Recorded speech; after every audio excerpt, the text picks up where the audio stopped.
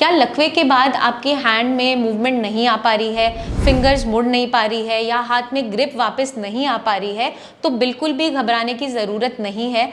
आज हम आपको कुछ ऐसी एक्सरसाइजेस सिखाने वाले हैं जो घर बैठे आप कर सकते हैं, जिससे आपकी हैंड मूवमेंट्स वापस आ जाएगी, स्ट्रेंथ बेटर होती चले जाएगी और ग्रिपिंग भी बेटर होते चले जाएगी। तो आइए सीखते हैं इस वीडियो में यही सारी एक्सरसाइजेस जो कुछ सामान आपके पास घर पे रखा है उसकी हेल्प से आप कर सकते हैं। अब फर्स्ट एक्सरसाइज में हम बॉटल का यूज़ करने वाले हैं। बॉटल को आपको हाफ फिल करना है और आपको बॉटल को क्या करना है, आप ऐसे पिक करते हुए ऊपर लेके जाएंगे, नीचे रखेंगे। उसके बाद आपका जो अफेक्टेड हैंड है उसकी हेल्प से, फॉर एग्जांपल मेरे राइट हैंड में मूवमेंट नहीं है, पैरालिसिस हुआ है, तो उसकी मदद से आप बॉटल कैप को खोलने की कोशिश करोगे और ओपन करने के बाद आपको दोबारा से उसे वापस क्लोज करना है। तो इससे मदद क्या मिलेगी, आपकी जो ग्रिपिंग है वो भी बेटर होती चली जाएगी, फाइन मोटर स्किल्स वापस आने लगेंगे और स्ट्रेंथनिंग भी साथ में होनी स्टार्ट हो जाएगी। नेक्स्ट एक्सरसाइज जो आपको करनी है वो एक क्लॉथ, स्कार्फ या हैंकी टॉवल की मदद से आप कर सकते हैं। तो आपको कोई भी ऐसे कपड़ा लेना है, उसको आप टेबल पे पहले स्प्रेड करेंगे इस तरीके से। अब आपको करना क्या है, अपनी फिंगर की मूवमेंट से इसको इकट्ठा करना है और खोलना है। तो इसे सीखेंगे हमें कैसे करना है। आप जैसे अपनी फिंगर्स को, जो आपका अफेक्टेड हैंड है, ऐसे रखोगे। अगर आपकी फिंगर्स में थोड़ी थोड़ी मूवमेंट आ गई है तो इस तरीके से हम इसे इकट्ठा करेंगे, थंब की हेल्प से ऐसे हम कलेक्ट करेंगे। या फिर जब आपको ओपन करना है तो फिंगर्स की मदद से आप इस तरीके से खोलेंगे। तो ये एक्सरसाइज हमें डेली बेसिस पे 10 टाइम्स स्टार्ट करनी है और ग्रेजुअली इसको बढ़ाते जाना है, ताकि फिंगर्स की जो ग्रिपिंग है, फाइन मोटर स्किल्स हैं, वो वापस आ सकें। अब नेक्स्ट एक्सरसाइज जो हम करने वाले हैं वो एक रबर बैंड की हेल्प से करेंगे। हमें कैसे करना है, रबर बैंड को आप पिक करके अपनी फिंगर्स में इस तरीके से डालेंगे और आपको ये फिंगर्स को स्ट्रेच करना है। ये एक्सरसाइज करने से आपकी स्ट्रेंथनिंग बेटर होती चले जाएगी। अब जो हमारी नेक्स्ट एक्सरसाइज है उसमें हम क्या करेंगे, हम थंब को भी इन्वॉल्व करते हुए थंब को भी इस तरीके से डालेंगे और आपको जो स्ट्रेच करना है वो पूरे हैंड का स्ट्रेच करना है। तो इस तरीके से आप 10 काउंट्स में इस एक्सरसाइज को करेंगे। अब जो नेक्स्ट एक्सरसाइज हम करने वाले हैं, हम क्ले की हेल्प से करेंगे या फिर आप घर पे आटे की मदद से भी कर सकते हो। आपको करना क्या है, क्ले को आप ऐसे पिक करोगे, आपको इस तरीके से फिंगर मूवमेंट्स में इसको मूव करना है।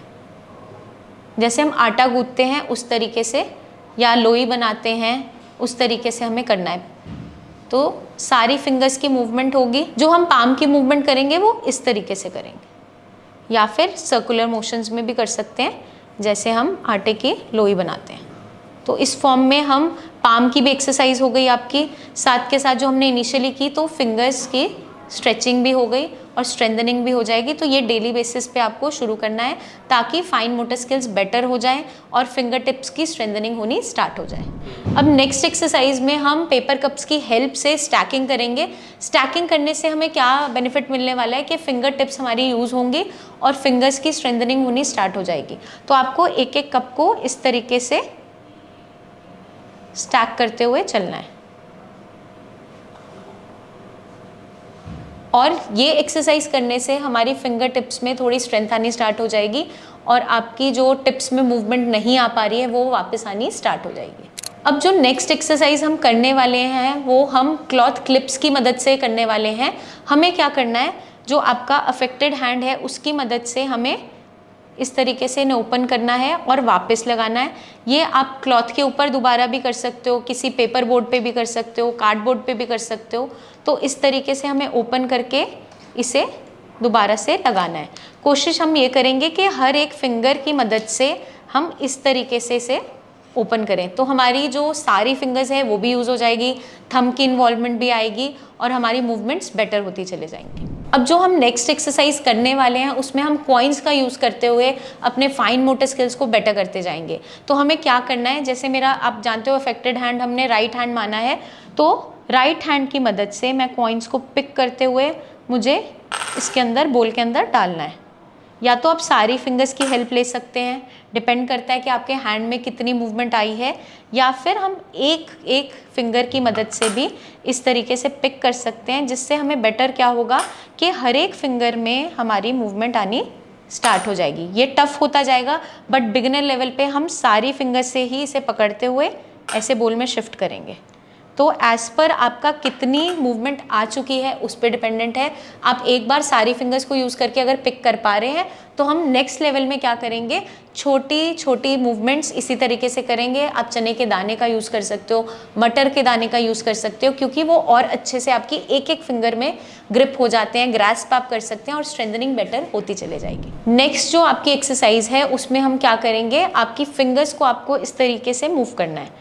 तो आप चाहें तो टेबल पे भी कर सकते हैं, आप चाहें तो वॉल पे भी कर सकते हैं, क्योंकि आपको इस तरीके से इस मूवमेंट को करते रहना है। अब हमने जो फिंगर वॉकिंग एक्सरसाइज की है, जिसमें फिंगर को हम इस तरीके से वॉक करवा रहे हैं, उसमें प्रॉब्लम क्या है कि हमारी लिटिल फिंगर इन्वॉल्व नहीं हो पा रही है।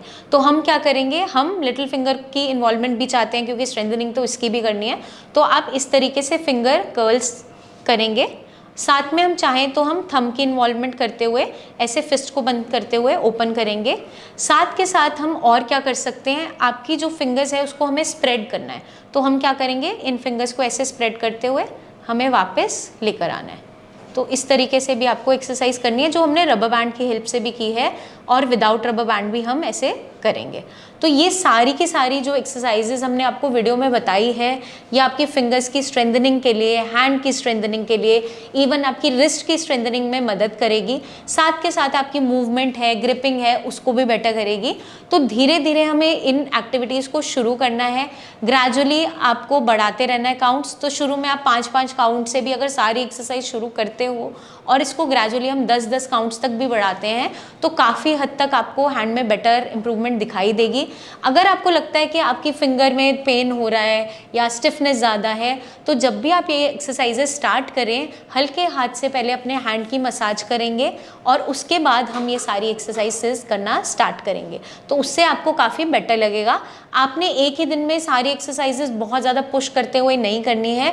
धीरे धीरे शुरुआत करते हुए थोड़े थोड़े काउंट से हम बढ़ाते जाएंगे, टाइम पीरियड बढ़ाते जाएंगे, काउंट्स बढ़ाते जाएंगे, ताकि स्ट्रेंथ बेटर होती चले जाए। बिगिनर लेवल से स्टार्ट करते हुए हम एडवांस तक आगे एक्सरसाइजेस करते रहेंगे। तो मैं उम्मीद करती हूँ ये वीडियो आपको मदद करेगी जानने में, समझने में कि किस तरीके से आपको हैंड एक्सरसाइजेस करनी है। आपके माइंड में कोई भी डाउट्स, क्वेश्चंस, क्वेरीज हैं, ज़रूर पूछिए, कमेंट करके पूछ सकते हैं, या नीचे दिए हुए नंबर्स पर हमारे टीम ऑफ डॉक्टर से कंसल्टेशन ले सकते हैं। पर्सनली आप मिलने आना चाहें तो ओपीडी विजिट भी कर सकते हैं। जल्दी हम आपसे फिर मिलेंगे, तब तक के लिए प्रैक्टिस करते रहिए और अपना ध्यान रखिए एंड टेक केयर।